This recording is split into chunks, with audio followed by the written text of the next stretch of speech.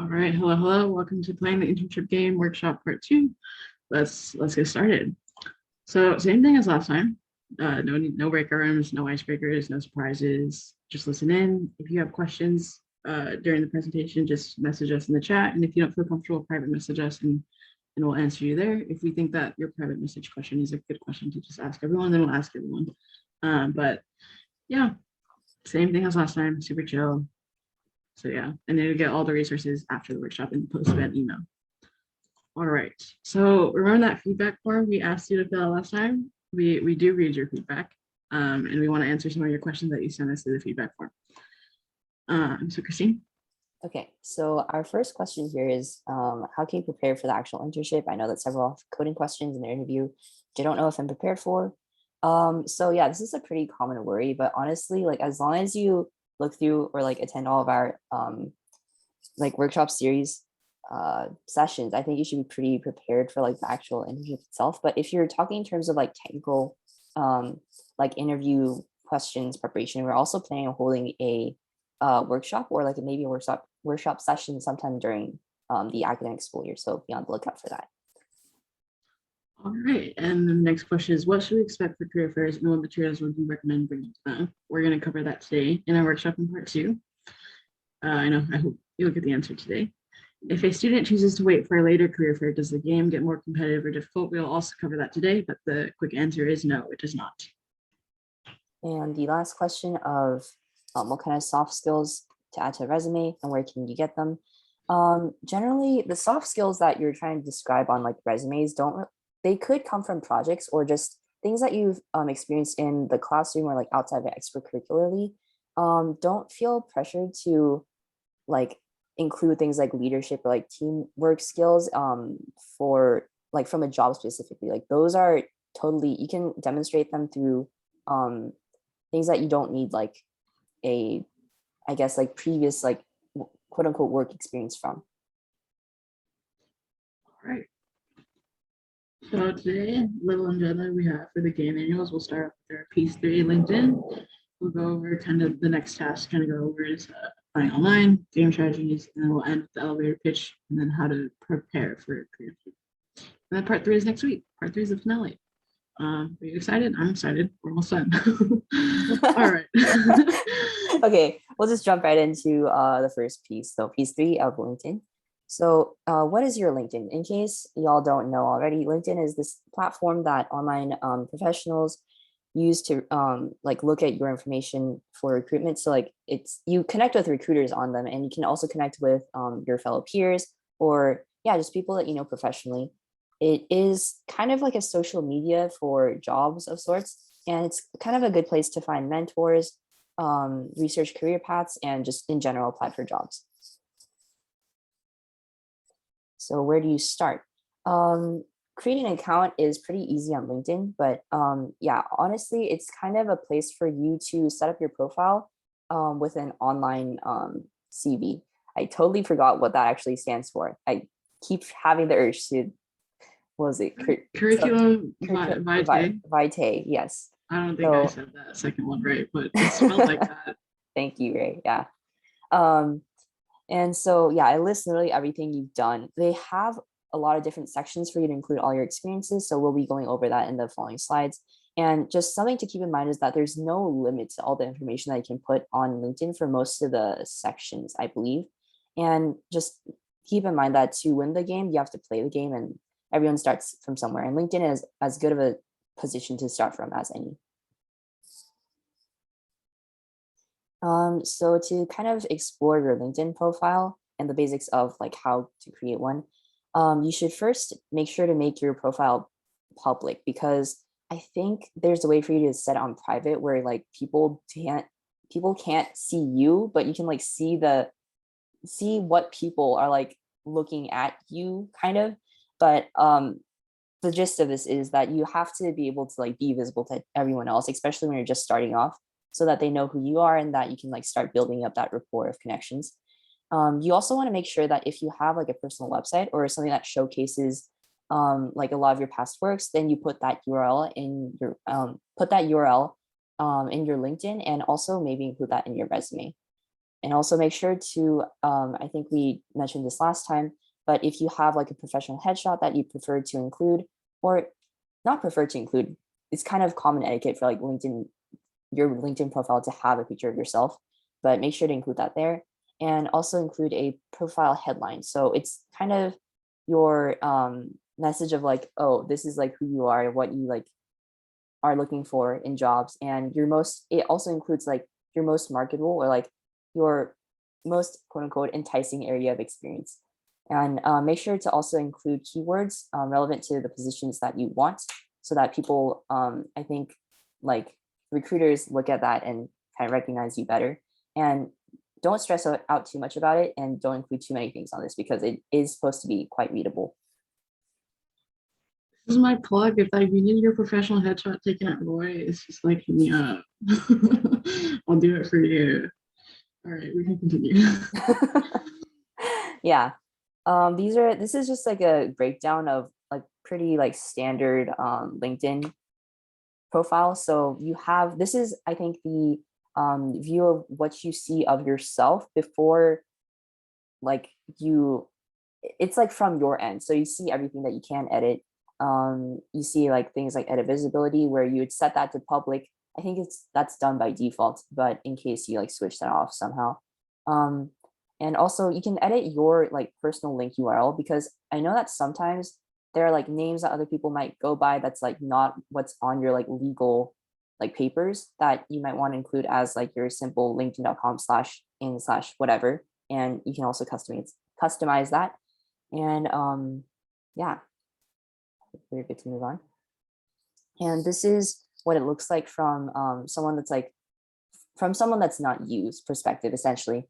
And just a quick plug here, William Herrera, I think, is the UIP, which is undergraduate internship programs like head. So if you sign up for that during the school year, you can receive like weekly emails on updates about internships and upcoming career fairs from like yeah, a lot of different sources that UCLA has, and that gets sent out like every week during school. So that might be a helpful resource for you guys to all check out. Okay, so kind of going more into the sections themselves of your LinkedIn. So your About section. Essentially what this does is summarize your experience, qualifications, and goals. So it's kind of similar to your like introduction about yourself, except it like kind of is a skeleton for everything that you want to include on your resume and like CV. And make sure to include this in first person. So you use like I, like my, things like that. Use keywords and phrases that recruiters like/are searching for, because the likelihood of them looking more into you if you do that is higher. But also don't include things like your research paper, because this is essentially still kind of, you want to keep it as succinct as possible while also including everything that makes you like special as a recruit, a potential recruit. But also, yeah, think of it as kind of your objective statement, and ultimately length is kind of flexible. So don't feel too like pressured to keep it to a certain length. Your experience section is pretty much like the work experience section of your resume. Similar rules apply, like keep your most recent and most relevant experiences at the top. Yeah, make sure to include or look at the resource that we linked for action keywords if you haven't already from last week's slides. And if you want to include more points than you did in the previous section in your About section, this is the place to do that, because it lists, again, everything that you've done, but kind of in like a more fleshed out manner. And the education section is actually pretty short. You just include your school, degree, and expected date. Your next section would be skills and endorsements. So this is kind of where you put your technical and soft skills.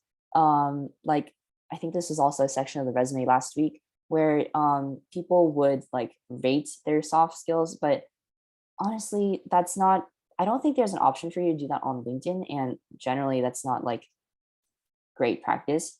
But what's particular to LinkedIn is that people can endorse you and you can endorse other people. So if you have like professional connections that you're willing to like say that, oh, this person's like really good at communication, then you can definitely do that.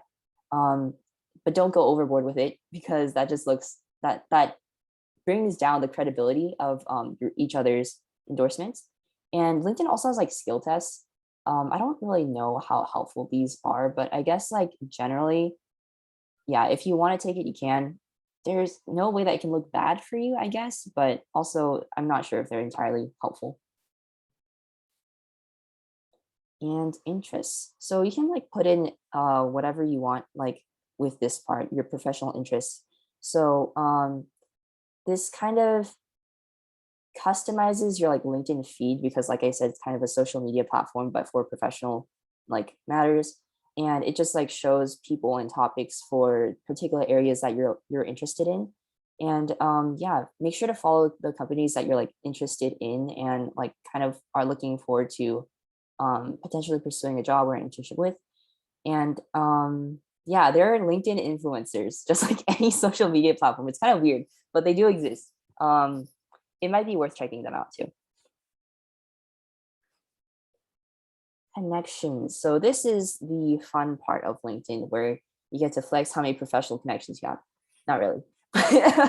Just keep in mind that throughout this process, numbers don't define you, and connections are essentially, like follows on like social media. Kind of. It's like where you can keep track of like the the professional progress of like whoever you follow. And of course, here, this is the place for you to like find peers, people you don't know, or no, people you do know, people you've worked with, and people who can like kind of give attestments to your professional skills and experiences.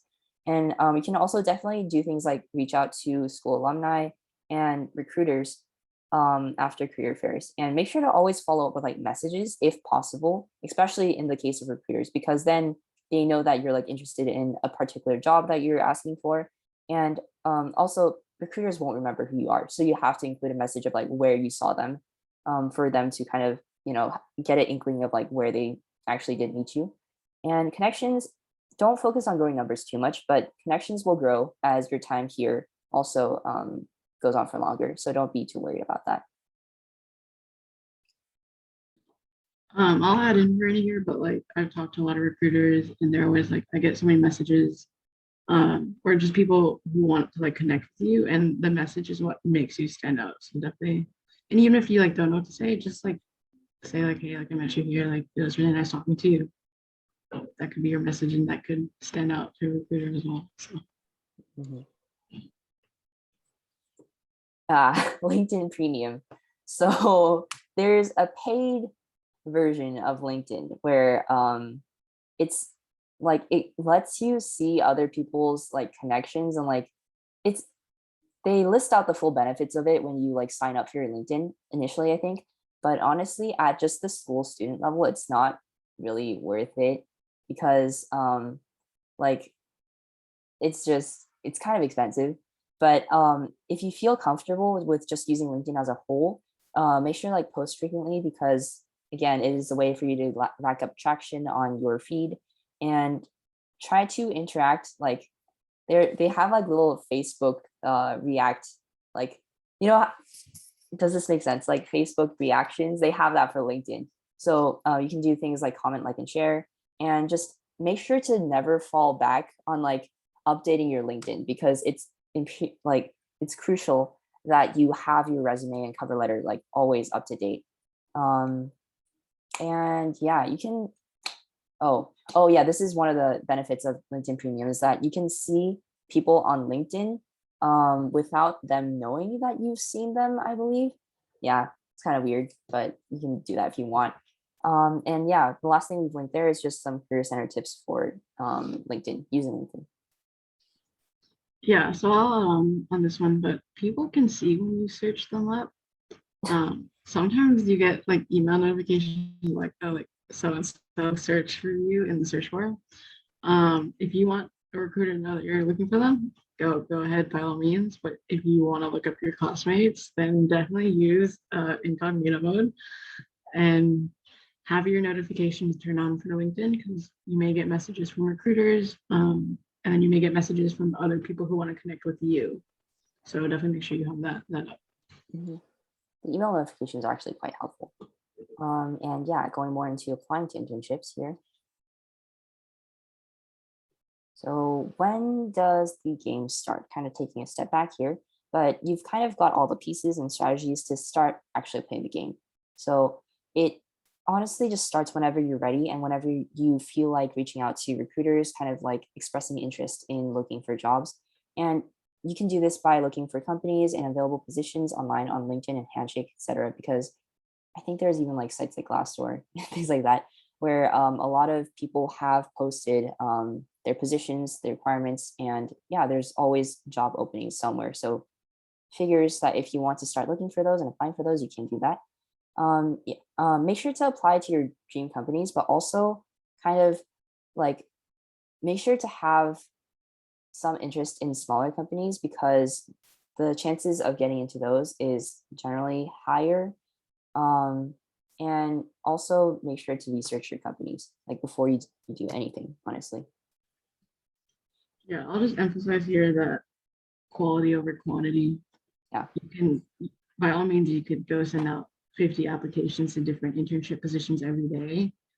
And how many of those you'll get back? Like if you just like, crank them out like a system, then you may not get them back because what's going to make your profile stand out from everyone else is if you tailor it to specific companies and what they need. And so yes, that's going to take more time for each application, but that will end up paying off in the long run. So remember quality over quantity. Also, if you don't feel ready to apply right now, like that's okay. A lot of recs open up in late September, early September, September-ish. And so it's up to you if you want to keep an eye on it. It's up to you if you want to block it out. Like that's totally okay too. It's whatever you feel comfortable with. And we're all here to support you when you pick it. So Mhm. How do you start? So using the pieces that we've discussed in, well, this session and the last session, there's no exact timeline that you're forced to start either. Just to emphasize what Vivian said, like there's no pressure to get started if you don't feel like you're completely ready, and that's completely understandable, especially as an incoming freshman. Like you haven't even been on campus yet, like, and here we are throwing like an internship workshop at you. But yeah, there's just, this is just like to get ready for like if you're potentially interested in applying for things like this. um Also make sure to look inwards as you're beginning your internship search process. So think about what you're passionate about, what industry you want to work in, what you actually are interested in kind of exploring in the future. um Make sure to make connections of people from your major because people will have like more experiences that you can like ask them about, and that has a higher chance if like you share a major. And also reach out to people that have held positions that you're interested in pursuing in the future. You can also just maybe like cold message people. Like it's as easy as just asking for, you know, a coffee like chat or something on LinkedIn. And these are kind of the questions that you should be exploring when you're tailoring your resume to each position. And yeah, even though it does take more time, they are what will ultimately help you stand out from everyone else who's also applying. And something that's really crucial is to talk to upperclassmen because they will be the resources slash mentors that like you ask them to be as long as you make the effort of connecting with them. and upperclassmen want to talk to you. Everyone at Yeah, UCLA loves to talk. Just you're ask not them about their scary. experiences and they'll talk for hours. Like you can ask us about our experiences and I'll probably talk for hours, but everyone's more than willing to help you here. That's what makes UCLA better than all the other schools. So Bro. yeah. Yeah. And finally, where do you apply? So, okay, this is kind of a thing that a lot of recruiters will tell you at career fairs, but it's these days it's mostly online. So the application itself is online, and you'll have to like go through steps of filling like out your resume or like everything else also online. And you can kind of start to look for these online positions that interest you on LinkedIn and Handshake and like Glassdoor, like I said earlier. Um, and yeah, Handshake, just for reference, is like something that's pretty similar to LinkedIn. They just actually no, LinkedIn is better at like including everything about a potential like recruit on their profile, but I think they like cross link each other. So you can well, yeah, there's a resource for how to start a Handshake account. And I believe UCLA encourages you to do that as well. You can also go on specific company websites and apply to jobs through there. And that's definitely a valid way of like, targeting specific companies that you want to find a job at, and then reach out to like a recruiter from there. All right. Before we get into some game strategies, are there any questions about anything about LinkedIn, applying to internships, anything at all from your audience? Any burning questions? No. That means we did well, Kristen. That means we covered the info of no one has questions. And just feel free to DM me if you guys want and would feel more comfortable doing so. All right, let's talk about some game strategies. I apologize, my silence timer is very short. So let's go into some game strategies. Quality or quantity. I'm gonna emphasize it every time, every workshop. Probably heard me say it all the time. So you know what it means. And definitely just take the extra time to apply and tailor each thing for each company. And it also helps you because it really does narrow down what you're interested in. And it doesn't feel like you're just wasting time. Career fair season, we'll talk about that in a bit. And just remember that internship season never ends. A lot of people get their internships in spring, right before they're about to like on board for the summer. And so the game never ends. Also, the game never ends in life. Like even when you do get a job, you can always keep looking. There will always be openings if you go to find it. And then apply the things you care about. That's a life strategy. Do things that you care about, I would say. Someone has asked privately, are there usually due dates for applications? That's a good question. For internship ones, I would say usually no, there's not. Internships deadlines are usually like on a rolling basis, but that means that they do fill up like really quickly. So you have to kind of keep an eye on those, especially if those are like the more popular ones that like fill up really quickly, that like something similar to like Microsoft Explorer or Google Step. I know that those are pretty popular and those are touted like everywhere. So yeah, make sure to stay on top of schedule for those. But it also doesn't mean if you see a position that's been open for X amount of weeks or X amount of months that it's not closed, or like it doesn't mean you can't keep applying to it even though it's been open for a while. And so don't let that discourage you either. I hope we answered the question. Any other questions? No, we're good. All right, some more strategies. This is our slide to show you that we care about you and that the game, as always, takes time to play, takes time to get good at. We're here to support you. We hope you know that. All right, cool. That's my soft moment for the whole workshop. All right, let's keep moving. Any questions about game strategies? No? We have a quiet audience today. That's okay. I'll just get to talk all the time now. All right, let's move on to your elevator pitch.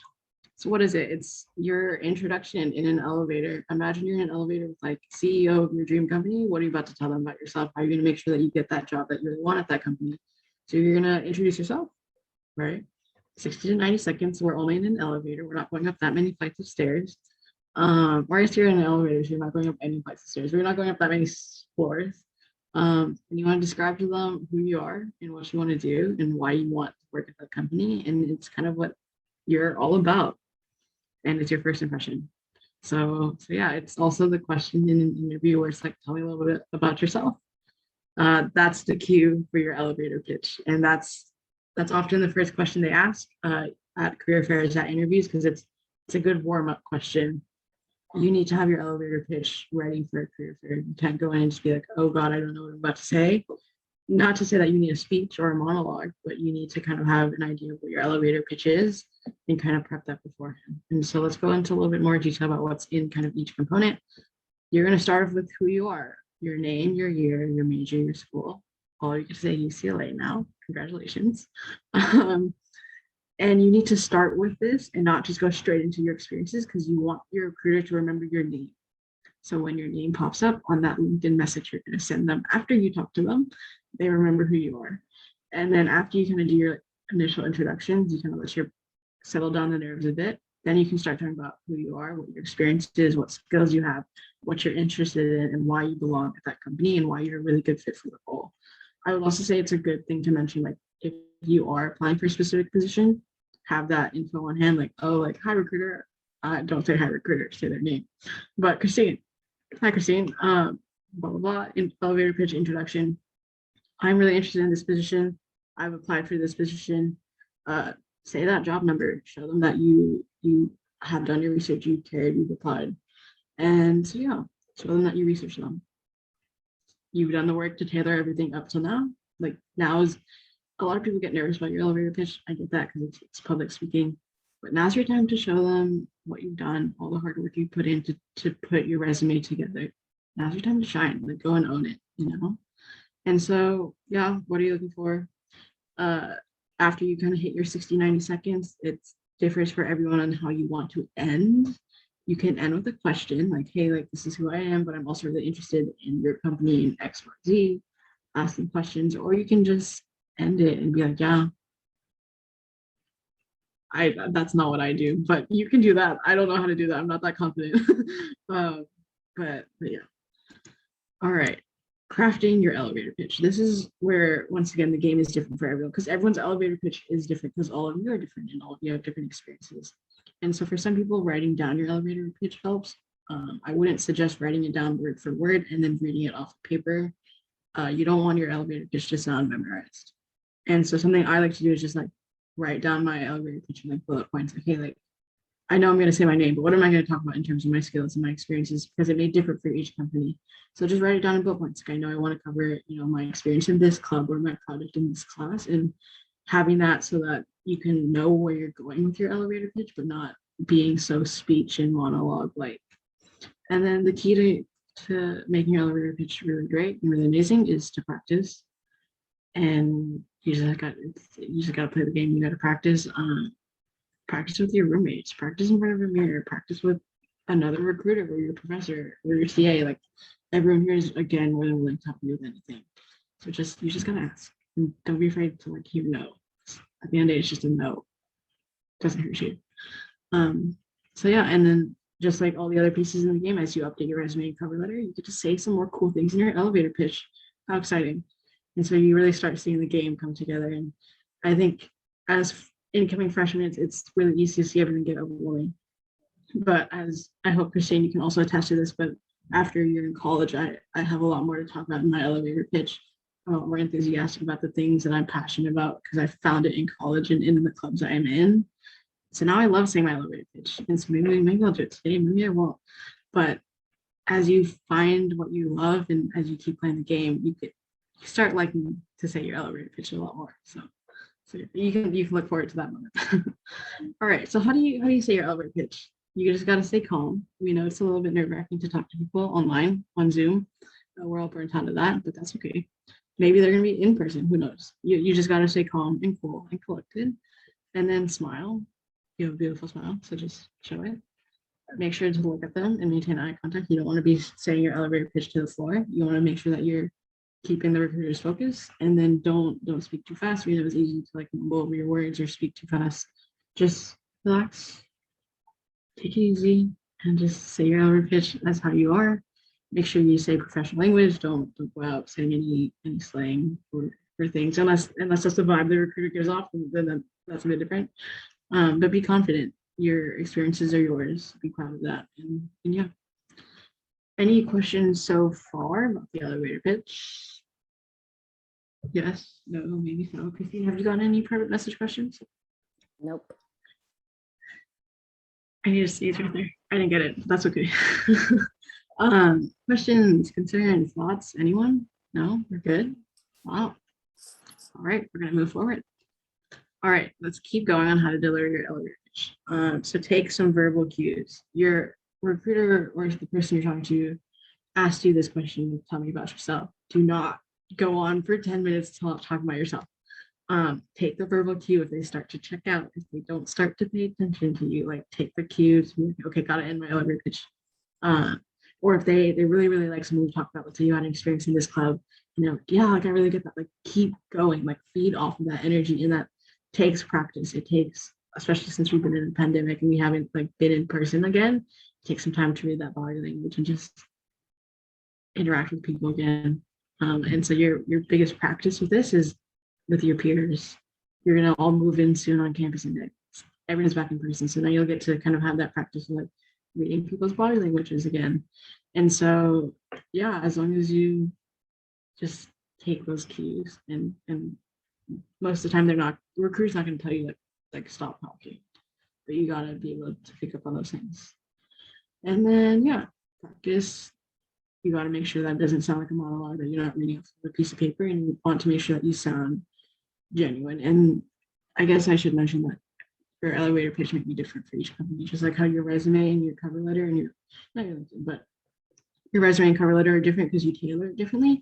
Then what you're going to say to a recruiter is going to be different. Obviously, each company has probably a different question that you're asking them.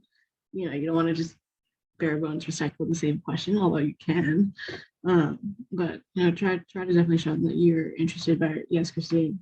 Oh my God, I'm so scared of your head right now. Yeah, we just have a question. So do we usually give an elevator pitch at career fairs or do we give them at other places as well? Yeah, so I would definitely say that you do it at career fairs when you go talk to recruiters, but when you network with people, you know, maybe there's a sponsorship event that SWE holds. Oh, that's my daily plug for SWE. Not daily, every workshop I see. Don't get me wrong. If there's a networking event and they're recruiters, they're like, yeah, definitely go do your elevator pitch. Sometimes in club interviews, they may ask you a little bit about yourself, but obviously that's not as full on as a recruiter career fair elevator pitch. But also when you meet people, you can just introduce yourself. Hey, like I'm a second year, I'm majoring in this, I'm super interested in this. And you can cut it off there. Like you don't have to like keep going about all your experiences in life. But you know, and go ahead. It's also applicable in when you're like getting your first like interview. I'd say like a lot of recruiters actually ask you like, you know, they don't really know you, so they're like, oh, tell me about you, and then that's also a chance for you to kind of plug that in there as well. Yes, great question. Any others? Questions? I love answering questions. Come on.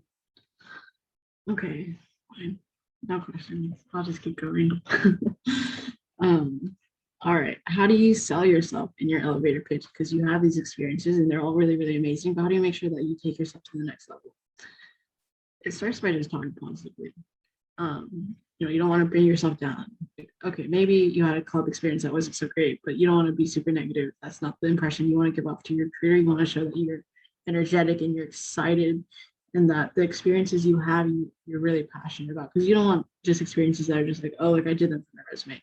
That's the last thing you want to give off to a recruiter and to people in general, I would say. But you just be proud of what you do. Be you and don't put yourself down. Be as positive as you can about yourself and have confidence, because that confidence and your energy is going to show no matter what that experience is. Like through the Zoom camera, through that. Like if you're super passionate about something, take that, ride that, and it's infectious. And yeah, be nice. Ask the recruiter how they're doing. Say thank you. Common courtesy things. Recruiters are people. And I also think it's a good thing because recruiters go through long days of careers. Talk to lots and lots of students, and it's probably really exhausting on their end as well. Just ask them how they're doing. That could be what makes their day and makes them remember you, you know? All right, what question do you hear? What are examples of things that are relevant and things that are not relevant to include in your elevator pitch? Are clubs and hobbies good to include? That's a great question. So it's up to you. If you have this really, really great experience in your own personal project that you think is relevant to that company, go for it. If you have this leadership experience in this club, go for it. Hobbies are also good to include if you have the time for it. Again, you don't want to go overtime and just like keep talking. You got to take those verbal cues. Like, hey, like say like sometimes in mine I say like, hey, like I'm really interested in philosophy, like reading these names, and people pick up on that. Or like I say like I'm from LA, like I love sports, like these are my favorite sports teams, and then we bond over that. So it really depends on the vibe that you're getting from the recruiter. If they seem super serious, maybe throw a hobby in there and like lighten the mood. And see if you can connect to them in any other way that's not just student recruiter relationship, but also be like, hey, like I also like the Lakers. You want to talk about how the Lakers have just gotten all the best stars in the NBA? Yes, absolutely. Um, Things that are not relevant to include, I mean, again, you're in a professional setting. I think that that makes it clear what to not include. um, if that, Christine, does that kind of make sense? Should I go more in depth on that? Uh, yeah, that kind of covers it. But if there are specific like questions or like aspects that the person who asked the question wants to like double check with, then yeah, just feel free to DM us. Yes, but that's a great question. Any others? Christine, have you got any? Nope. Okay. All right, let's keep moving. So, how to sell yourself even if you don't have a lot of experience? Talk about your soft skills. Talk about how you're really excited to learn and you work hard and you're independent and all these qualities that got you into UCLA. Talk about those. Show those. Because while they don't have numbers, fine. But those are things that are also really important to recruiters, not just the technical things. And then while you may not have a lot of experience now, sell your potential because over time you will get that experience. And if you can sell that now, then they'll be able to see that. And the opportunities you can get from companies will allow you to grow even more. And then just find a connection to them. Like, do you really like a certain project that they do, certain initiative that they do? Like, hold on to that, latch onto anything that you can that connects you to them. And then, yeah, be you, whatever personality that is for you. Like, just, you can't hide it. They're gonna figure out at some point who you are, and you just want to let yourself shine and be who you are because it's also about you being comfortable sharing your elevator pitch, talking about these things. And so the sooner you can get comfortable, the sooner you'll actually be able to start really forging that connection with the recruiters. All right, what do you not do? Don't share any red flags. Red flags, it's anything that's like, oh, I I have like parking tickets, criminal offenses. Like don't do things like that. Like that's a red flag. Or like don't come off as super arrogant. Like, oh, I'm the best person for this job. Like, yes, maybe you are, but like let's not come off as that super ego person because that's not what they're looking for in a team either. Don't be disrespectful. Listen to what the recruiter says. Don't interrupt them. Common courtesy, once again, goes a long way in these things. And then don't act like you know it all. If the recruiter starts telling you about their company, and you're like, and you did your research and you know that, don't be like, yeah, I know. Hold on. You gotta take it slower. Yes, like nod. Yes, I know you know. But nod and listen and be respectful of that. So yeah. Questions about this? No, we're good. Okay, cool. Here's some nice links. And then honestly, as you keep going, your elevator pitch will continue to get strengthened. And so yeah. Any questions about the elevator pitch before we go into what to do before a career fair? We're good. Everyone's got their elevator pitch. Wow. I didn't even have my elevator pitch today. Did you, Christine? Dude, go away. Thank you. That made me feel a lot better. All right, let's go into what to do before a career fair, before we actually get into the actual career fair. Career fair, by the way, is part 3. You know that all yours were interested in that, so we kept it for the last part, just to keep your attention. We'll get to it. We promise. We promise this in part 3. But let's talk about what to do before a career fair starts. How do you even know when a career fair is going to start? You find them on Handshake. UCLA and Handshake are like this. So anything that pops on a Handshake will be relevant to UCLA. From UIP, from my man Will. Also, if you want to take the Finding an Internship class, I think it's Engineering 23. It's a great class. Will is super chill. You should also connect with him on LinkedIn. He's really great. And then clubs will have career fairs sometimes. I know HKN has like an electrical engineering career fair, and each kind of major club can have one. Also, just ask around. You'll hear news about it. You'll start to hear the chatter about career fair and recruitment season come up. But you can also look at outside things like Grace Hopper and other outside conferences and stuff. But there's plenty of career fairs. We want to emphasize that. They're easy to find. So many. All right. And so how do you manage to prep for a career fair, to do all this research of a company, to tailor your resume, do all these different tasks that we've shown you, and then still do class and clubs and socialize and meet new people and eat and go to sleep. Sleep is important. Don't forget that.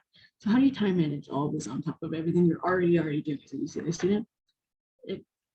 It depends on how much you want to play. If you're really serious about this game, then you're going to make those sacrifices needed to put time into the game. If you just want to try it out, like, yeah, maybe don't commit so much time to it. That's okay. But also remember that everyone at the beginning of the year is trying to figure out how to time manage again. And so if you're willing to do it, you're going to make it work. That's always been my mindset on things. So kind of a cutthroat mindset, but it's mine. So yeah. Here is your game plan. If you want one, you don't have to have one. That could also be a game plan, discreetly. So we don't know quite yet if like career fairs are going to be virtual or in person. No one has really said anything. So let's just assume that it could be either. Right? That's a fair assumption to make. I would say this isn't even if it's in person, but just in general, bring professional outfits to UCLA when you move in. One business professional one suit. We'll go over this in a bit, and at least 2 business casual ones just to wear out if there is a networking event, if there is a career fair on campus, and then figure out how much time you want to spend at each company. If it's virtual, you get to schedule time with them. You'll maybe have like 10-minute sessions, or in an in-person one, which we'll go over soon. You'll get to choose which shaver you go to. And so you kind of have to start thinking about all these things before you even get to the career fair. And obviously, if it's virtual, you gotta like sign up and do the accounting. But let's go into a little bit more in depth on these things. Business professional versus business casual. Which business professional is for career fair? Sit down dinner, interview.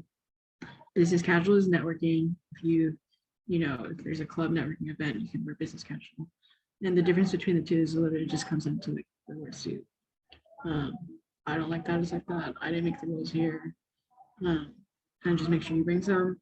Here are some general rules on how to wear business casuals. Apply to everyone, but neutral colors.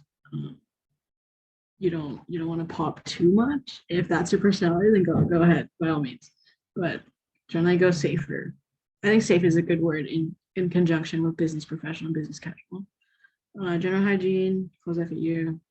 Also clothes that you're comfortable in, because if you wear clothes that you're not comfortable in and you feel like super tight, it's going to take you a bit longer to kind of get comfortable. And it's that nervousness and anxiousness that can often be tied to your clothes can show pretty quickly in your elevator pitch or how you stand and stuff. So thanks for all of you. And for our community, we understand that it's hard, that there's like an extra level of stress in career fairs. It's like, how do I present myself? What name do I use in my elevator pitch? What pronouns do I use? What gender identity do I tend to express more? And we just want to tell you that we see you and we hear you, and they're all very valid concerns, and we feel you, and it's tough. But here are some links, and if you ever have questions about this, like, feel free to reach out to Christine, right? And we just want to emphasize like wear what's comfortable to you, and don't give 2 shits about what anyone else thinks, to be honest. So, but we see you, we hear you, or with you. All right, how do you research a company? We've talked about this in part 1. You can go back to those slides. They're posted in an email. If you didn't get those, email us, we'll send them to you. It's also good to pre-plan some questions you want to have for them, if that's kind of the route you want to take in your game plan. If not, that's okay. You can just kind of build them up to you. And then as you lead up to the career fair, so this will be a few days before, make sure that you take care of yourself. We know that it's a stressful time, so just put yourself first. Put realistic goals on the table for yourself. What is winning to you? And then for sure know what's on your resume, because those are all up for grabs. Recruiters have all chances to ask you what's on your resume. And then, yeah, if it is virtual, you may have to like go on the website a few days earlier and book sessions and recruiters ahead of time. And so that's also kind of the pre-planning you gotta think about. Any questions so far? No, we're good. Cool. All right, virtual day up. Take care of yourself. Zoom burnout is real. We know it's hard to sit in front of a computer and talk to a screen. We get it. Professional clothing from the top up. or whatever shows on the camera. And then make sure you wherever your university internet is quiet, that you can talk, that you feel comfortable sharing your elevator pitch in that environment. And then you have the website, so make sure that your video and your camera work ahead of the time. And make sure you have a professional background. My apartment is blank, but if you have roommates, make sure the back of your room is clean or tidy, as long as it's professional. Question: do you have to attend the career fair for the entire time it is happening, or can you attend for only like an hour or two? Asking in terms of time management with classes, clubs, etc. Yes, you can attend for only an hour or two. It's your choice. You can leave whenever you want. It's college. Everything's your choice. The vast majority of people, I'd say, only really stay for like the first half of career fairs. Yeah, you'll find that is pretty common amongst people who attend. But it's also up to you. And it's also in terms of time management with classes and clubs, it's what your priority is. All right. Day of in-person. I haven't done an in-person career fair yet, but I'm excited for hopefully one day I get to. Take care of yourself. We know socializing in person is hard too. Bottom line, take care of yourself. And then professional clothing, yes, you actually need to wear pants and shoes this time. Sorry, it's just an in-person career fair. Take deep breaths. Maybe you'll be wearing a mask. Who knows? Question mark. And then perhaps bring some paper copies of your resume. You can head to them. Try not to spill coffee yourself. If you tend to be a little bit more clumsy like that, bring an extra shirt or something. And then get there early. Expect lines. It's going to be very crowded. They're most often in Ackerman Grand Ballroom. And you know when there's a career fair because you just see a bunch of people waiting in line. That's how it happens. And so just naturally with in person, when you go up to people, good posture, head up, and then confidence. All right. So yes, Christine. Quick question about what time career fairs usually are and how long they last for. So I can take this. Career fairs, it really depends on like which one, but I'd say generally in my experience, they've been in like later parts of the day. So like six onwards or like 5 onwards, and they tend to last for like a few hours. I think EWI, which is SWE's career networking fair, lasts for, I think they give you dinner, right? Yeah, So it's like, dinner included, so that's why it's a bit longer. yeah. So that's a little bit longer, but yeah. Yes. Okay. So what if a company says they are only looking for third and fourth years? If it's your dream company, go for it. Go and show your interest young while you're still young. Doesn't last forever. But also be realistic. If they're only looking for third and fourth years and you're going in as a first year, don't expect an internship right there, right? So you got to kind of change your perspective in that sense. If you think they're a cool company, but you don't really want to work for them, but you just think they're cool, depends on the situation. If you're interested, go. And then it's all depends on you. And I think the hardest thing to say to a lot of first years is that the big name of a company doesn't do much anymore. It does that kind of your first year, kind of for a while, but at the end of the day, it depends on what you want. And there's a lot of pressure to find what you want at this age, and that's okay. But don't let the big names get to your head, I would say. All right. So how do you know if you want to go to visit a bigger company or a small company? Understand that bigger company has more people waiting in line for them. It's going to be more crowded. You may not even get to talk to them. Who knows? And smaller companies may not be as known. It may be harder to research them. Yes, they may not have the nicest website in the world. Yes, they may not have a lot of people waiting to talk to them. And so I always like going to smaller companies first. It was a good warm up. If I messed up, it was like, okay, cool. It's just a small company. Wasn't make or break. But I like talking to small companies as first years. They're interested in a lot of different things, and then there's just really good opportunities for you to take that chance, and they're good practice for your elevator pitch, to be honest. So yeah. All right, pre-career fair tips. Prep. Yeah. You gotta play the game, and then just keep going. Keep sharpening each one of the pieces and tasks we've given you. We hope that we've given you a lot of resources to do this, and if anything, we're always here. If you have any extra questions, like outside of this workshop, you can always just email us at Team Tech. Yes. Tech Team Tech. Team Tech. Yeah, anytime. We're here to support all of you. And then reminders, take care of yourself. Again, you need to hear it again. We promise. And we know that this is a really stressful time. And if you want to ever walk away from that or take a break from the game, that's okay. And if you want to take time to reflect on what is winning for you and how that changes as the year goes on, because you may go on right now with the mindset like, this is what winning is to me. And then you start feeling it and be like, well, maybe that definition changes. And so to always kind of keep an open mind to what happens and how things always change with the game, and it's always moving and it's always dynamic. And with that, we always have to keep adapting to it. I don't know how many slides I have left. I think that was okay. I have more slides, I guess. Yeah, more reminders.